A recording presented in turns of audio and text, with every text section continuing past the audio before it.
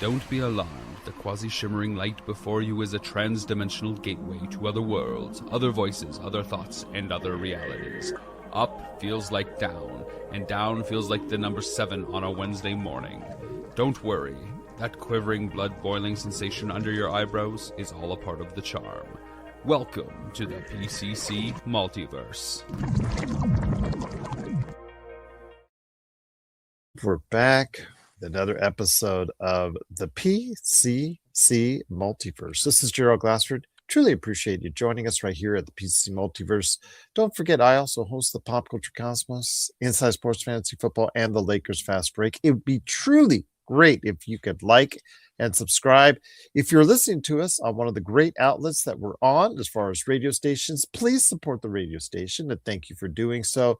And if you're listening to us on Apple Podcasts and Spotify, please go ahead and give us that 5-star review or the thumbs up or whatever you can do to support us right here at the Pop Culture Cosmos.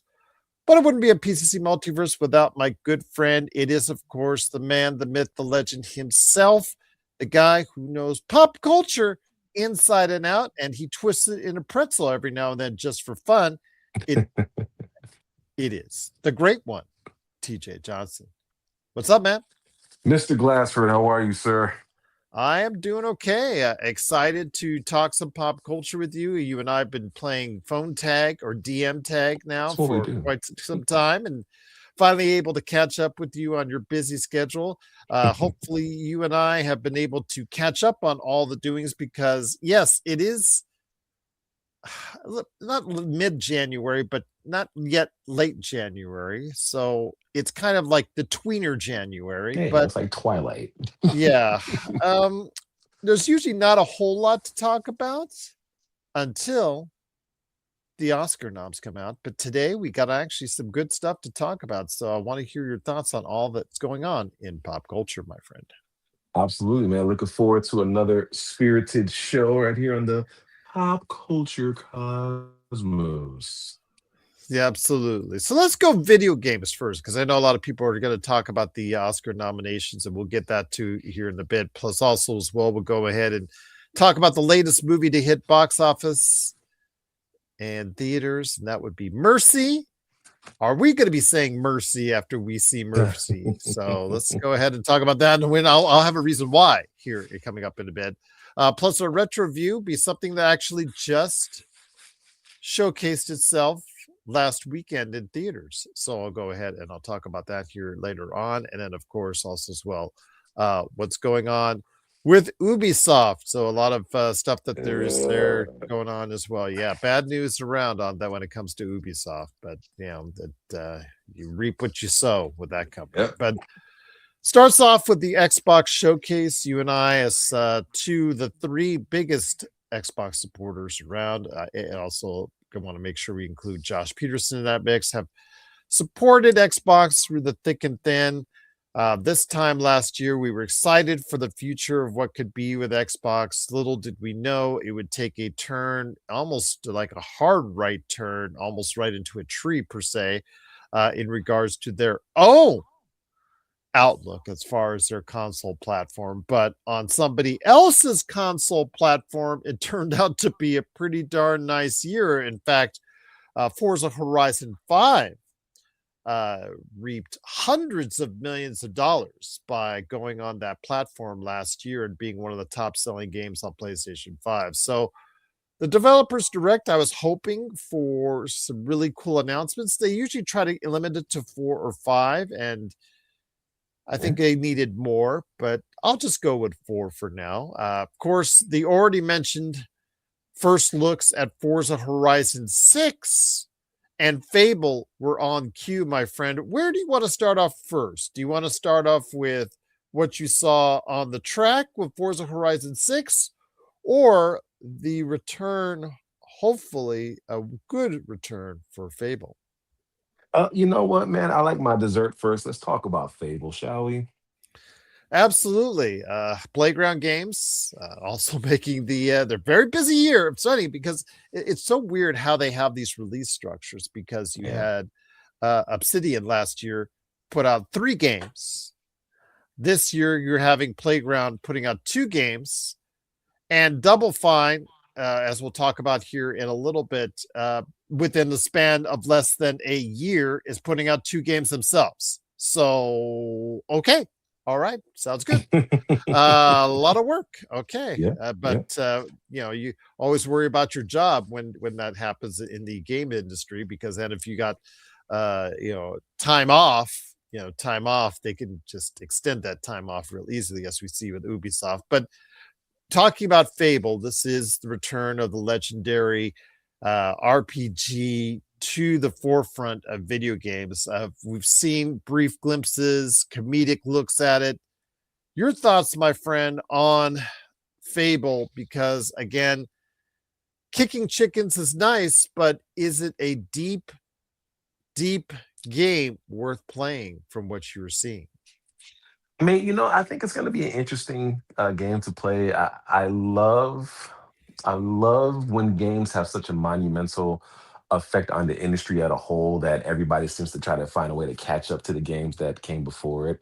The reason I'm bringing it up is you look at a game like uh, Red Dead Redemption 2 or Grand Theft Auto, anything that pretty much Rockstar puts out, and how they have this entire world built into their games. And when I say an entire world, I mean everybody has roles that they were literally scripted to carry out throughout each day. And each day you could follow like an NPC, and it's going to do a certain thing, and it's going to do its jobs every day. And so I say that to say such a minute detail as that game developers are looking at it saying, wow, that's really cool. So now even looking at Fable, it's talking about having 1,000 NPCs who go about their business, a living population, as Playground likes to call it. And it's just kind of funny how you see how history seems to repeat itself, and how, imitation is often the most sincerest form of flattery. And this is exactly what they're doing. I'm interested to play this game.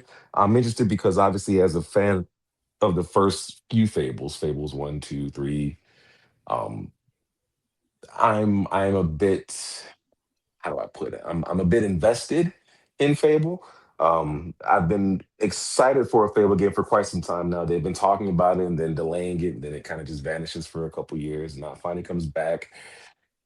It's just time to get it out there. It's time to kind of again continue to make good on all these games that Microsoft, or all these development companies that Microsoft purchased, and software developers, and all this money that they've shelled out, and all the money that we've shelled out for Game Pass and stuff. It's about time that we start getting a return on that investment. So it was happening in 2025. It was slowly happening in 2024. It took off in 2025, and now here we are in 2026, and this developer showcase specifically highlights 4 games that are all going to be coming day in day one with on Xbox Game Pass Ultimate. So I'm looking forward to Fable.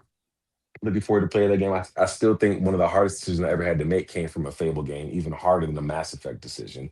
One of the hardest decisions I ever had to make came in Fable 2, deciding between bringing everybody else's loved ones back to life, and I still walk around without, or taking all this money. And it was I fought with that for days, Gerald. Days I spent pondering that. I literally stopped the game and pondered about that for. I couldn't make a decision. It was terrible.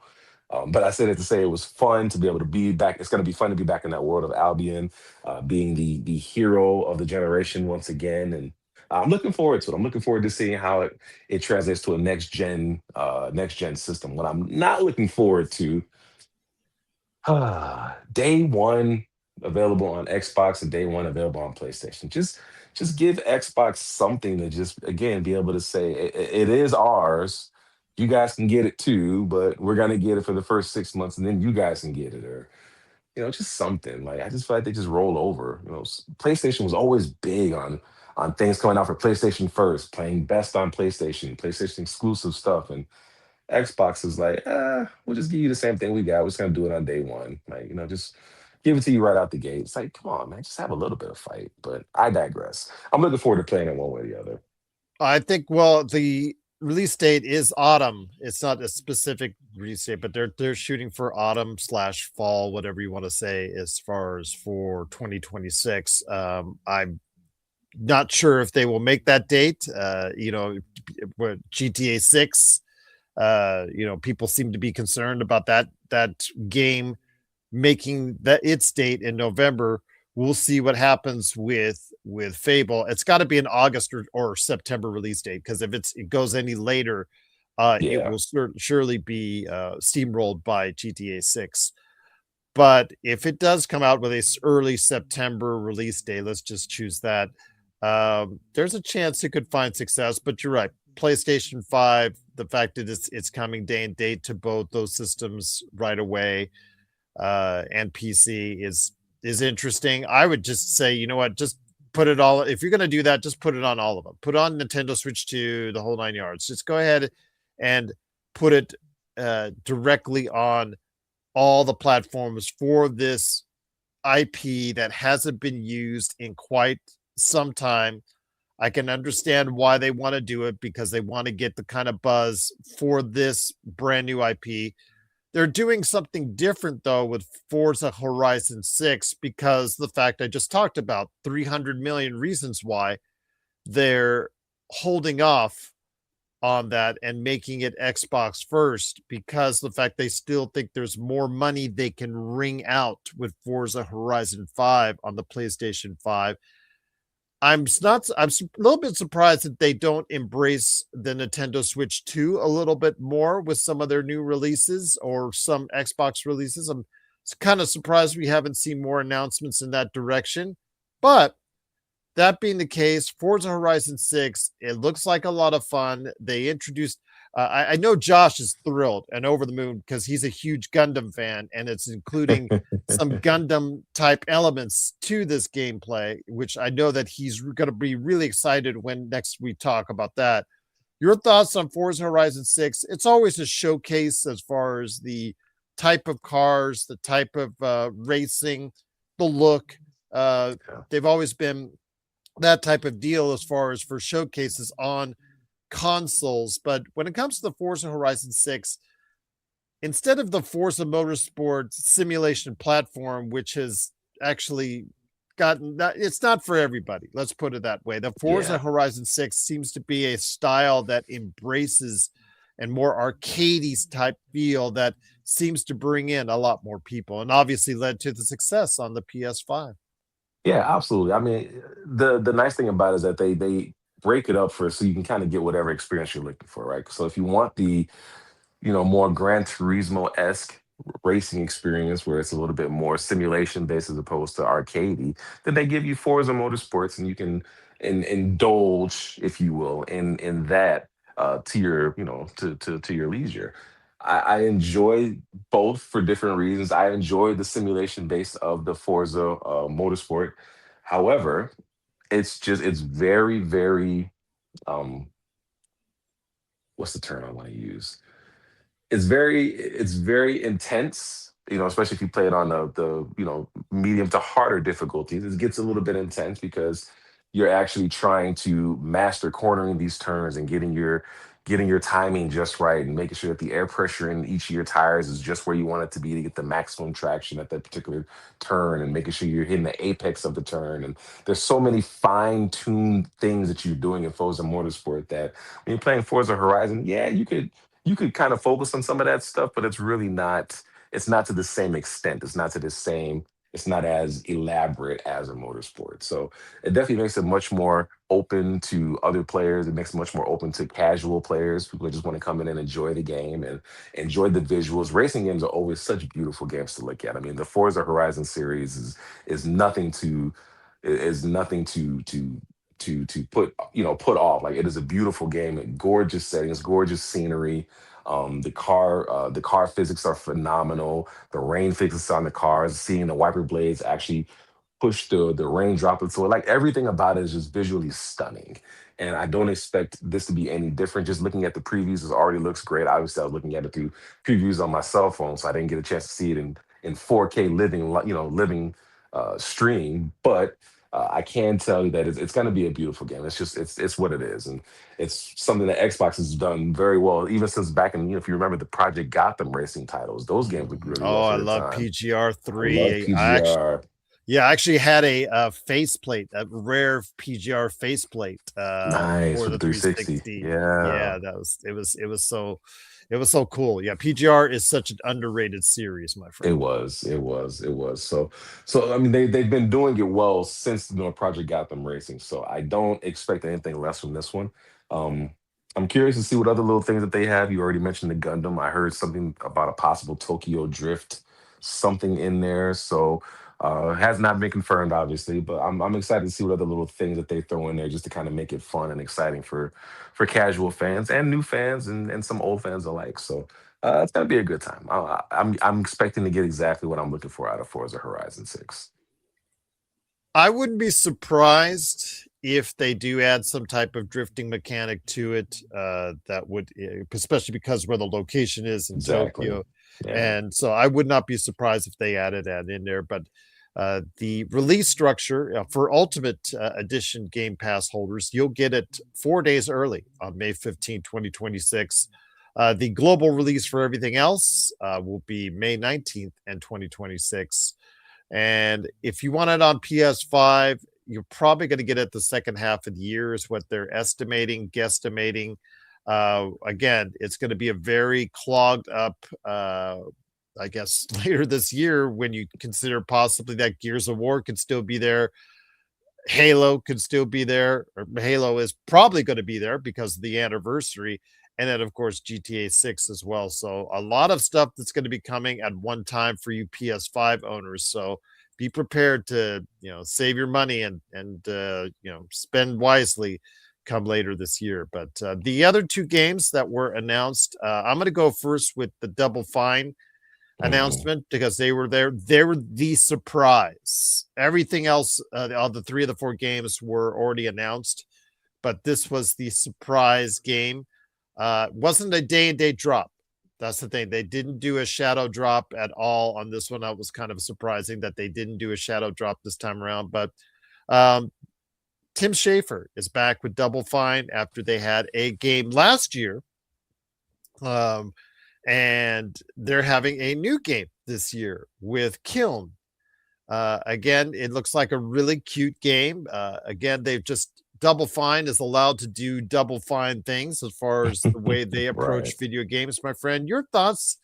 Their games don't always hit with everyone. They have some of the most critically acclaimed games of all time, but one thing that seems to be transcendent is the fact that they don't hit a mass audience with the large portion of their games.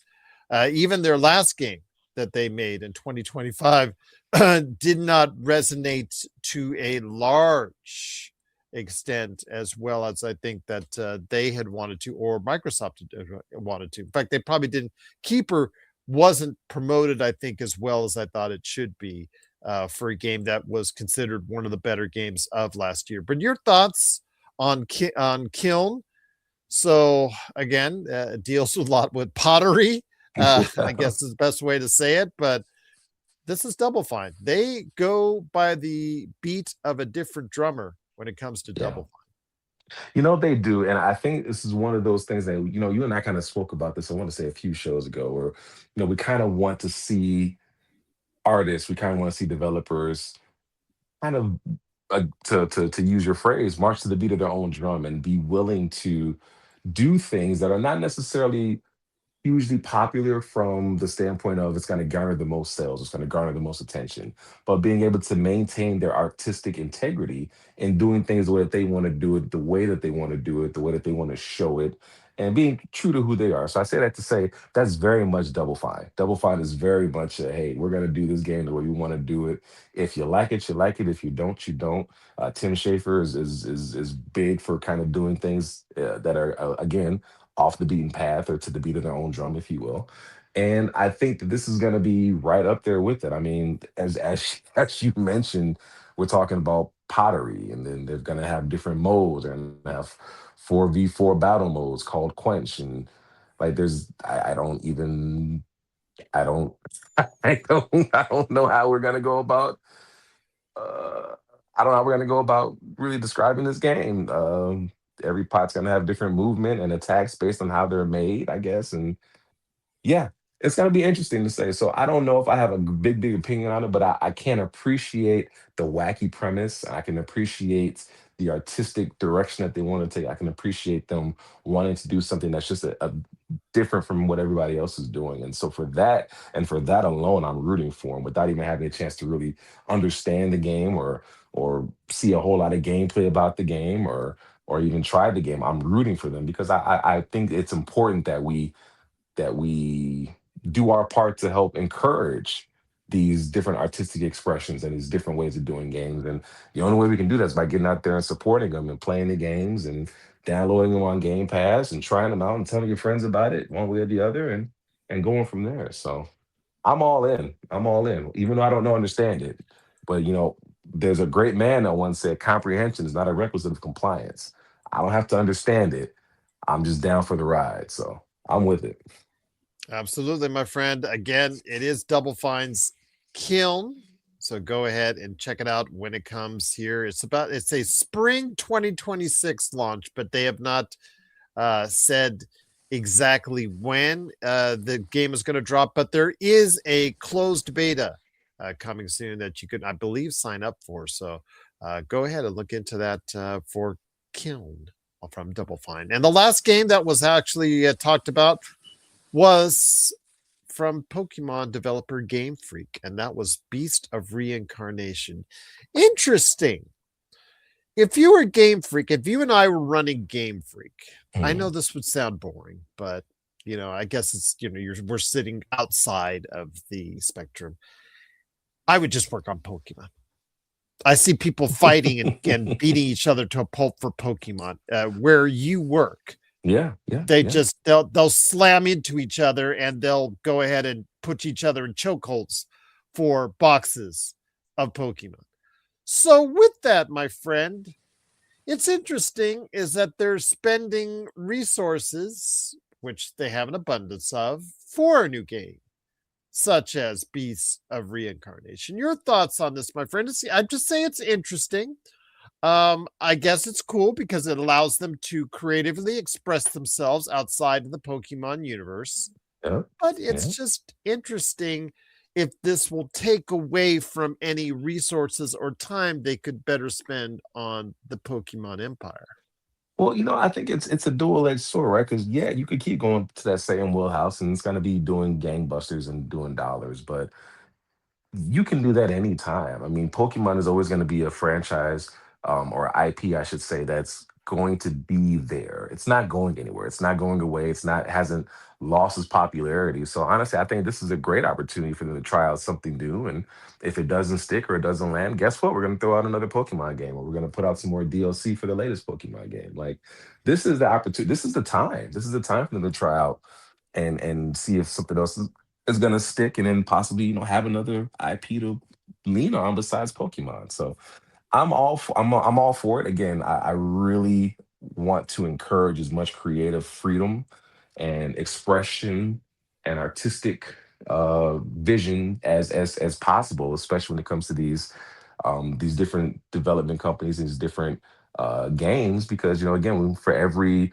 creative thing, or for every one creative thing, we get three Call of Duties that have all played the exact same. And then we complain about Call of Duty being the exact same game for the last 6-7 years. So I'm all for game developers trying out different things and trying out new stuff. I think that's why I'm such a fan of Split Fiction and A Way Out and all these other games that have come out that have been co-op games, but have done different things with the co-op genre. So I'm all for them trying new things. I'm all for them putting out new stuff, and especially again with this one, you've got such a juggernaut in Pokemon that you really can try whatever you want to. And if it doesn't work, that's okay. We'll just put out some more Pokemon stuff and make that money back, and then all's good in the hood. So I'm I'm telling you, I am 100% for creative freedom and trying out new things. So I'm with this. Well, there you have it. That's the Xbox Developer Direct. The game itself, Beast of Reincarnation, will be out in the summer of 2026. So it'd be interesting to see how well it's received by the followers of Game Freak. I don't imagine though them fighting over copies of Beast of Reincarnation. I just, however well it's received critically, I just don't see that level of excitement for it. But yes, it does look like it could be a good RPG, action RPG. So let's see what happens with Beast of Reincarnation. But there you have it. There is the Xbox Developers Direct. If you have thoughts on the Xbox Developer Direct, please let us know, popculturecosmos@yahoo.com. But before we head to the break, my friend, with the good news in video games comes the bad news in video games. And Ubisoft, more like Layoff Soft, has done some things within the past 48 hours. It's just been so sad to see, because their shares are going downhill, and doing so, they also cut many games, laid off many staff members. The most prominent of games that they I guess cut or canceled is, I believe, the Prince of Persia Sands of Time remake, I think, was the one that they announced that has been discontinued, plus 7 other games that were not identified were also delayed or canceled. They laid off closed studios in Stockholm and Halifax. Your thoughts, my friend? Ubisoft has been someone who just a company that's just saw the height of heights about 15 years ago. I would probably say that in the early 2010s, they really reached a height where they were challenging for the number one company in all of video games. Flash forward 15 years later, now it's the story of, can they survive, or will they get bought out? Will they sell their IPs? It's not a good story to tell right now when it comes to Ubisoft. Yeah, it really it's tough, man, because if you think about it, Ubisoft had such an amazing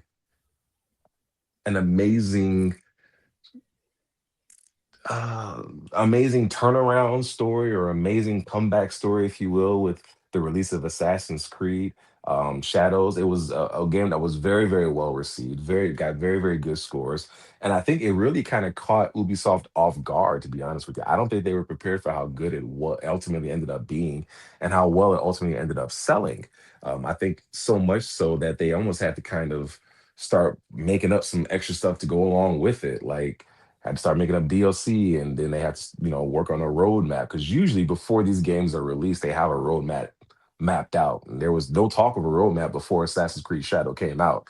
In fact, there was controversy about Assassin's Creed Shadow coming out, and how they had to change the story at the midpoint to make it more focused on Noe instead of Sasuke, and trying to change the narrative of the story and how much it focused on one versus the other. So there was so much else going on around it. I don't think they really expected it to do well.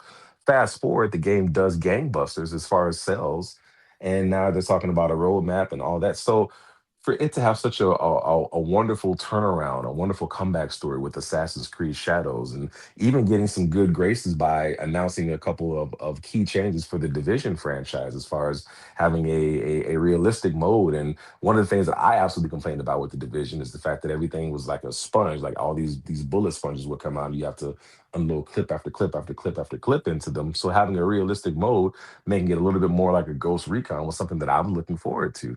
And they just recently announced stuff like that. So for every great thing that they seem to announce, every great thing that they seem to do, they seem to take about 5 or 6 steps back by now canceling out these 6 projects, one of which includes the Sands of Time remaster that we've been talking about for about 4 or 5 years at this point. Which I don't understand how it's been such a difficult thing to do. I take that back. I didn't understand how it could be such a difficult thing to do until I had to remember a couple things, that even things that you and I discussed when we were talking about Marvels, 16 years ago versus now. We have to remember that Ubisoft was a very, very different company back then.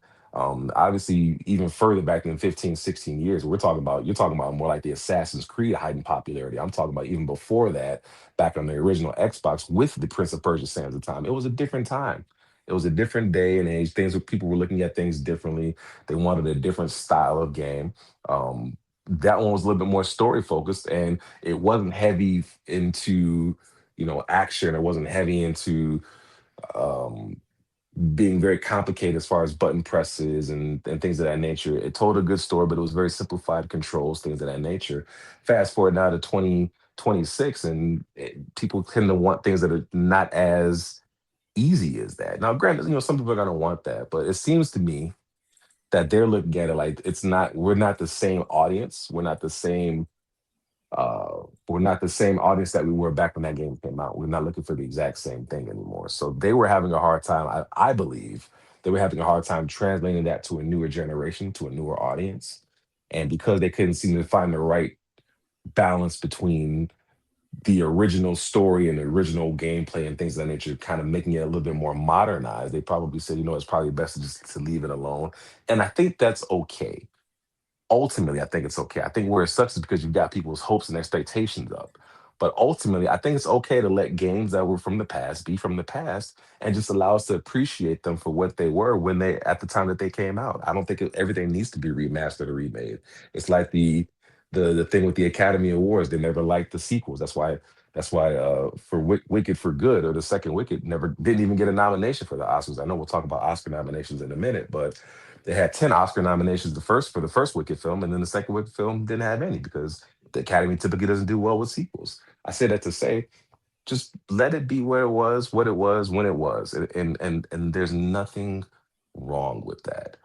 What is wrong is that we've been talking about it for 4 years or 3 years or however long it's been announced for this game to come out, and now all of a sudden it's not coming out. So there's frustration in that. What I'm not frustrated about is Beyond Good and Evil 2 made the cut.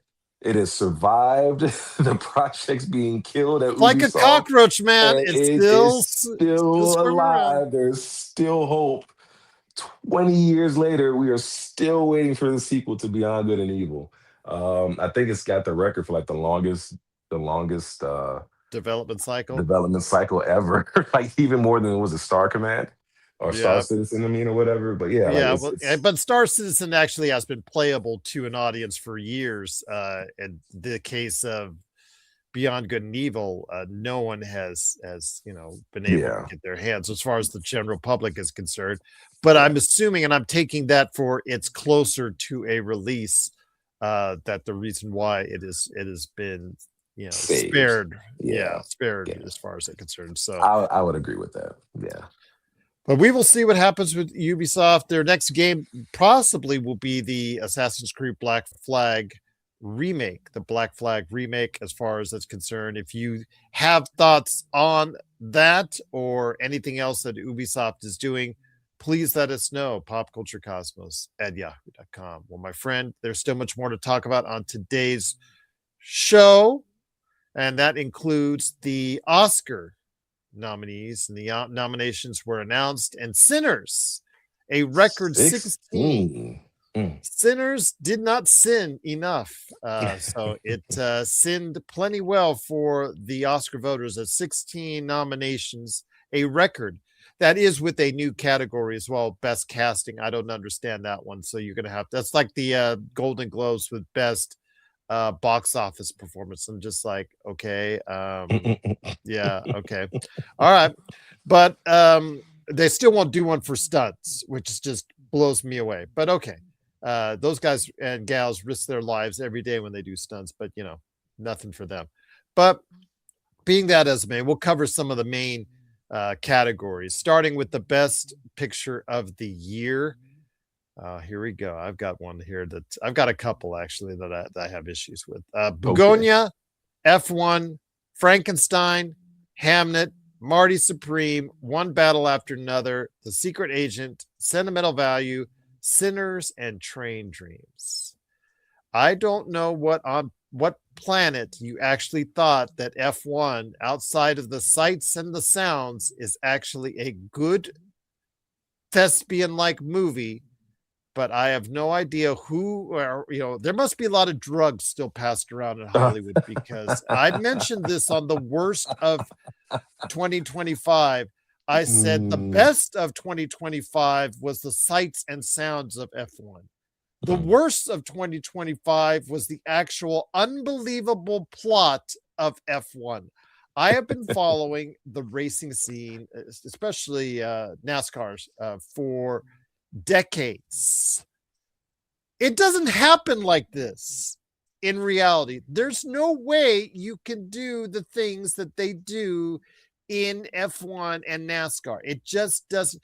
That story is too unbelievable. And it irks me because it's supposed to be in a real life setting. I mean, if this was a fantasy setting or a sci-fi setting, then make any type of story that you want, TJ. But in a setting where you're supposed to make it true to life and you're trying to make it as close to the F1 experience as possible, Yeah. I cannot believe that this story, that people think that this is actually a way that people can go. Brad Pitt's character, no way can you go and do the things he does in that movie in real life. It just doesn't work out that way. And again, to see the way that this was done in the manner that it was done, as far as the script is concerned, it's just absolutely abysmal. And I have no idea. I guess they just, watched it, liked the sights and sounds, the cars racing, vroom, vroom, vroom, and said, hey, that's the best picture to us. Well, I think we have to remember that the best picture category does not necessarily mean it's the best screenplay. It doesn't mean that it tells the best tale. It doesn't mean that it's the most realistic. It doesn't mean that it's the most true, the most one-to-one recreation of an event or things of that nature. To me, the best picture category boils down to what that movie made you feel, and I think that's something that is lost in Hollywood today. Is this feeling of euphoria, this feeling of being transported to a world and just being in that world. I think that's why Sinners.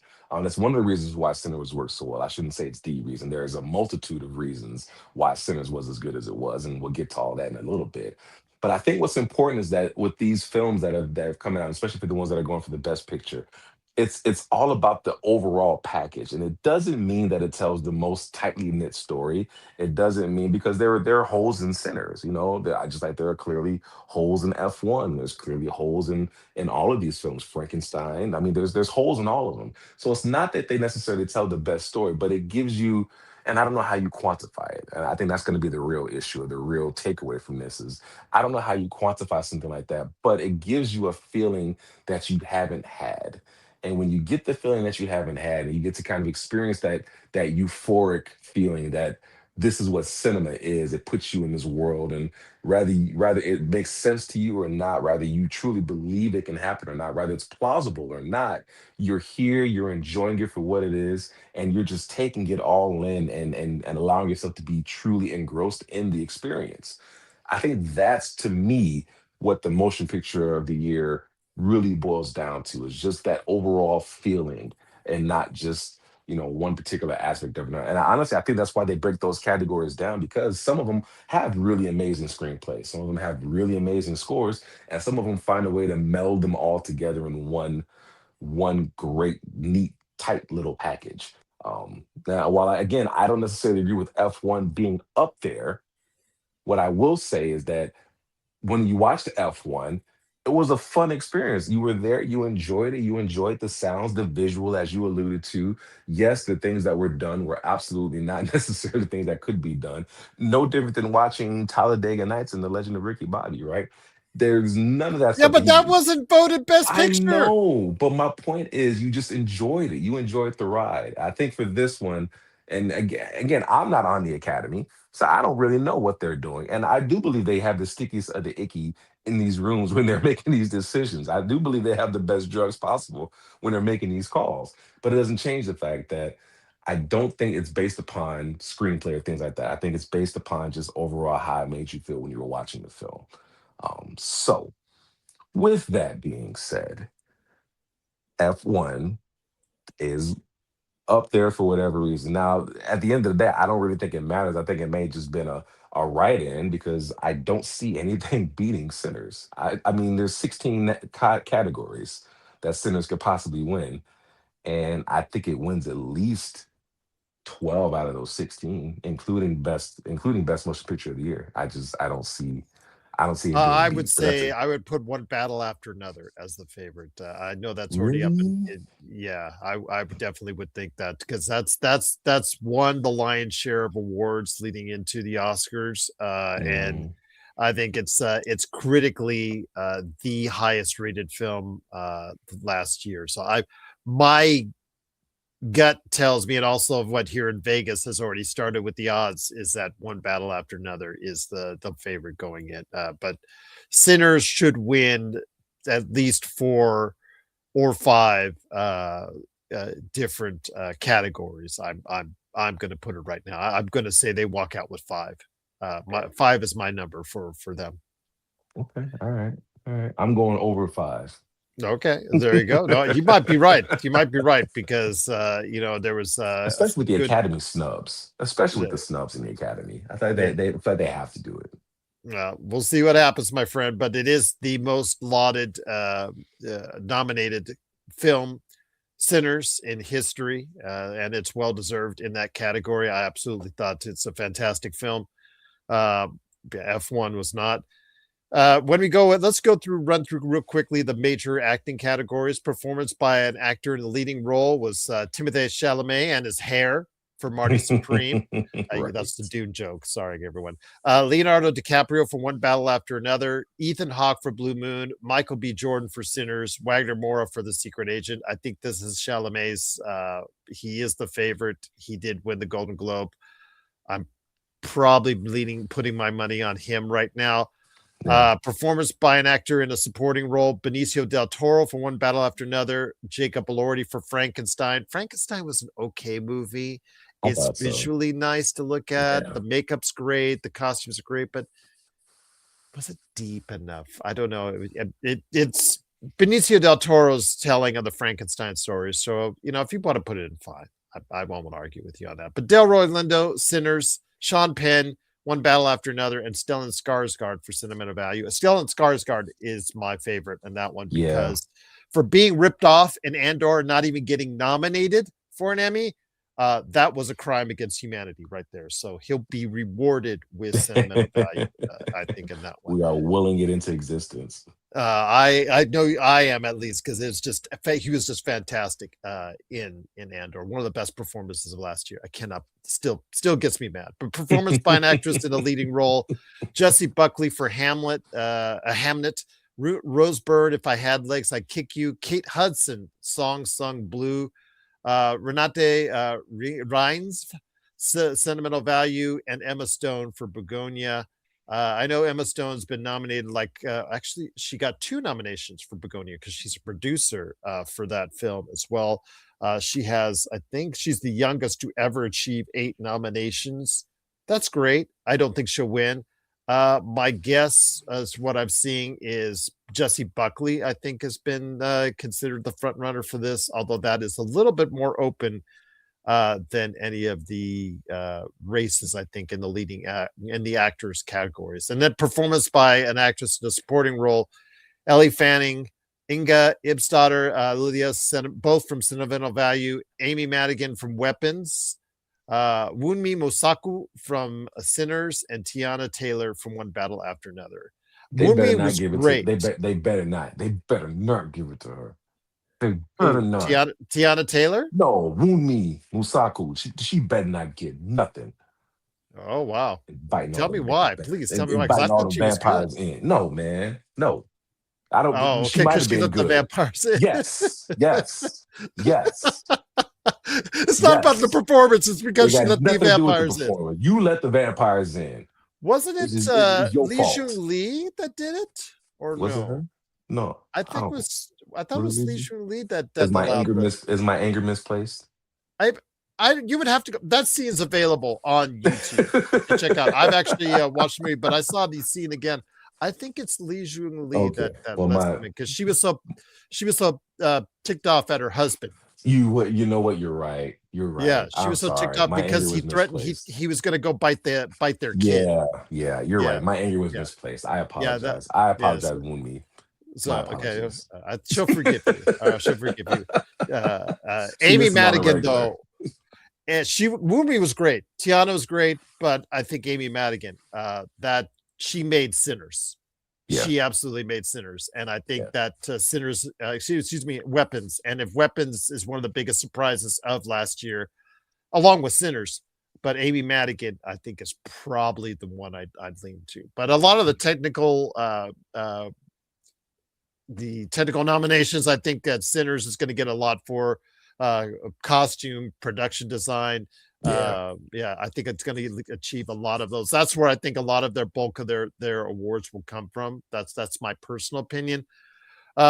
Best animated feature film of the year, Arco, Elio, K-pop, It's Demon not Hunters. close. It's not It's K-pop. close. It's It's got to be K-pop. K-pop. And as much as I same want it to thing be with Golden. Zootopia, as much as I want it to be Zootopia too, it's not even close. I like K-pop, but K-pop was my pick for last year, best of pop culture. I believe it. I believe it. But Zootopia was really good, man. It was really good. Okay. But I believe you. I agree. It's gonna be K-pop.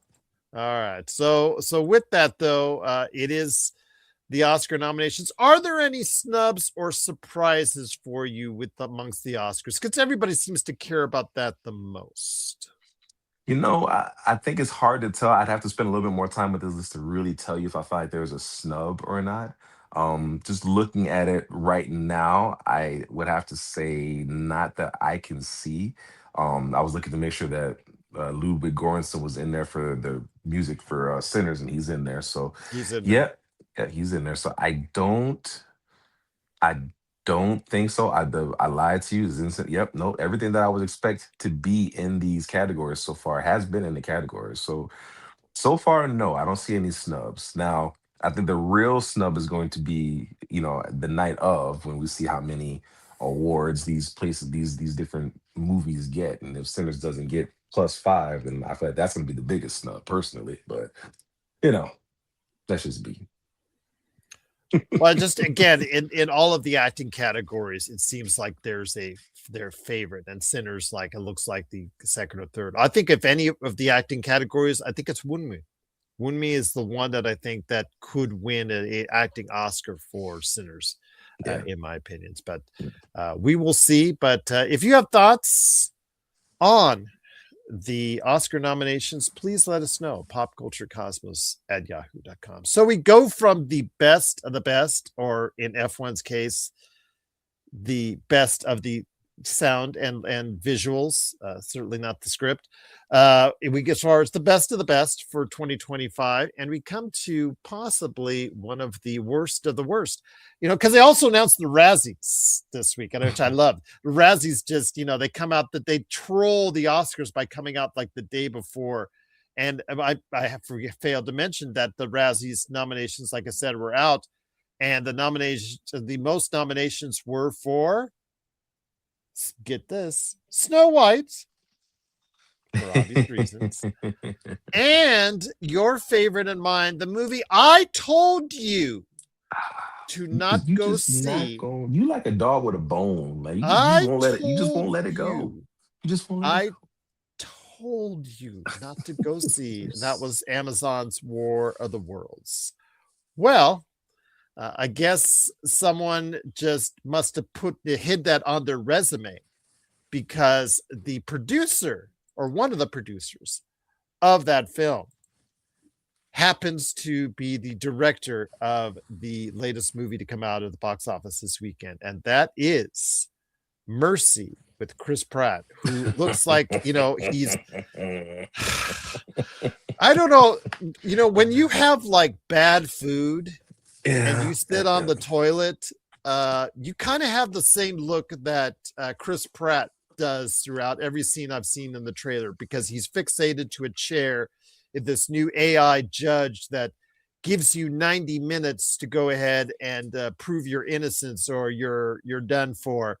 So he's, I guess, a former police officer, supposedly killed his wife. He's got 90 minutes to prove he's not. So have to go into his mind and, through AI and recreate the crime and all that, so he can figure out a way to save his own life and whatnot, blah, blah, blah, blah, blah. But again, it's a January release. You always have to be wary of January release. But when the name Timur Bekmambetov is on the bill as the director with a resume that includes Amazon's War of the Worlds. What should that tell you? Everything that you need to know. Everything that you need to know is right there. Right there. Well, here's what I'll say. Is that, some people are just good at what they're good at. And Chris Pratt clearly is only good at comedy and being Star-Lord. And that's really it. Everything else that Chris Pratt has done outside of comedy and Guardians of the Galaxy related projects has just not gone over very well. The TV show on, was it Amazon, the Terminal something or something, like nothing else that he's And The done. Electric State was one of the most expensive movies ever for Netflix and one of its biggest bombs. Like there's some people that just don't, they can't get away from it. They can't get away from that typecasting. They can't break away. I think the only thing that he did that I was relatively, I don't even want to know if I want to say impressed, um, or just really, I thought, okay, well, this is something that's halfway decent of a film. Was the movie he did with Jennifer Lawrence where they were stuck on the spaceship? What was the name of that? That was the Passengers, Thank You, based off Passengers. the And I book. Yeah, I and thought that was good, but I thought I that know was it. good, but it wasn't good because of Chris Pratt. It was good Yeah, because of the story. It was good because of the premise. It was good because of the building tension. But you could have put, I don't want to say you could have put anybody in that role, but I don't think it was a Chris Pratt thing that made it good. I think it was just the story that was good. And that feeds into my point. Chris Pratt is just not, he does not come across as a very versatile actor. And I think at some point you've got to be okay with that. Like you have to be able to say, okay, I've tried to do drama, I've tried to do other things, and it's just not in my bag. And that's okay. Some people are just good at what they're good at. I think that's one of the big things is being able to know your lane and stay in your lane. And if his lane is action comedy or then there's nothing wrong with that. Be the funny guy. Be the funny guy that can throw a punch. Like it's okay. It's okay. But yeah, anything outside of that, he just doesn't seem to do very well in. And this, Mercy, he had a very interesting interview not too long ago where he was talking about the use of AI, and I'm sure this is all because of the movie that he's in. But having AI be stars in films, and he didn't seem to have any concern about whether AI. Well, he should be the one that has the most concern because he seems to be the most replaceable. You could put an AI person in there and do exactly what Chris Pratt does, and I think it'll be just fine. I think when you start trying to have a AI replace an actor the caliber of Denzel Washington, or maybe even a Will Smith to a degree in certain films, that's really gonna run into a problem. But doing what Chris Pratt does, AI can replace him right now if it wants to. So if anything, he needs to be worried about that AI, not this judge that's trying to, put him on trial in 90 minutes. So yeah, just stay in your lane, Chris. It's okay. It's okay, buddy. Just make another Guardians of the Galaxy and keep it moving. We're okay. We're okay. yeah. That's he's beating on the door of Universal and Disney to go ahead and get him another gig with Marvel or Jurassic Park. Jurassic Park. Yeah, absolutely. But I do know that timely that thousands of actors, I believe, have signed a petition against AI, and I think that was just released earlier today or yesterday in regards to that. So yeah, like you said, AI, they don't want AI to replace them, but Chris Pratt doesn't seem to mind, and the way he's acting right now, maybe it's a he's good probably thing if AI he's probably replaces first on him. the list. Yeah, he's first on the chopping block, man. Yep, indeed. So it is Mercy. Please give yourself some mercy by not seeing this film. It has been critically reviled already. IGN gave it a 4. The Metacritic for it, I believe, is coming out. That is actually at a whopping 34. Return to Silent Hill. Don't return to that because that's a Metacritic score of 28. So Mercy actually looks like the Oscar-winning movie compared to Return to Silent Hill, as the 34 to 28 Metacritic will tell you. So, again, Mercy's coming out to yours, but if you actually watch it and have thoughts on it, or Return to Silent Hill at the box office this weekend, good luck. You're going to need it, but let us know. popculturecosmos@yahoo.com. Don't let Gerald know because he's not going to let you forget that you did it. That's So right. just email me, but don't email Gerald. He won't War let it of go. the Worlds. Need I say more?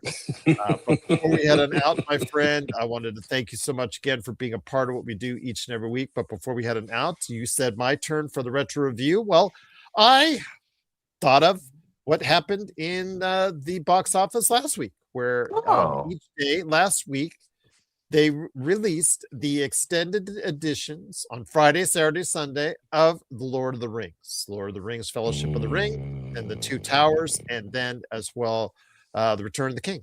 I happen to have all the here at home, so I didn't have to go see it. It would have been nice if I did, but just couldn't find the time to do so this past weekend. But I will tell you, it is one of the monumental filmmaking achievements of all time. But my question to you is this: it is just me a fantastic experience. I can watch all 12 hours lickety split. I just put it on here, the DVDs or the Blu-rays, and there you go.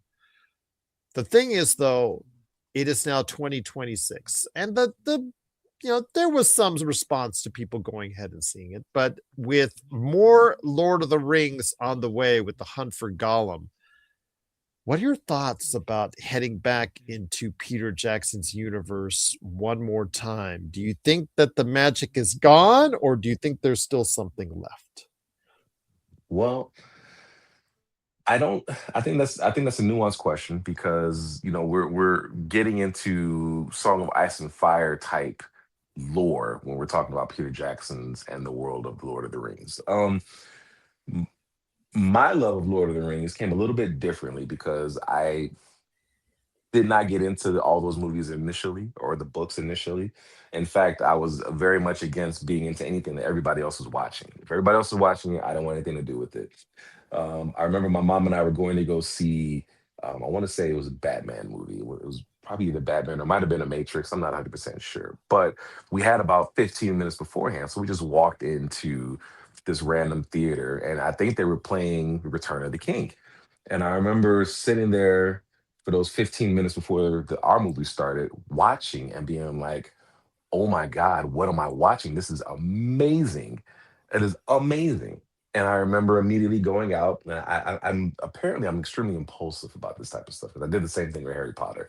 But I remember immediately going out and buying the first two films, and then when that movie came, buying that one and watching them all the way through, and then buying the extended editions and watching them all the way through. So for me, I absolutely am interested in diving back into the world of Peter Jackson and the The rings and the Hunt for hobbits Gollum. and the hunt for Gollum and all these. I want it all.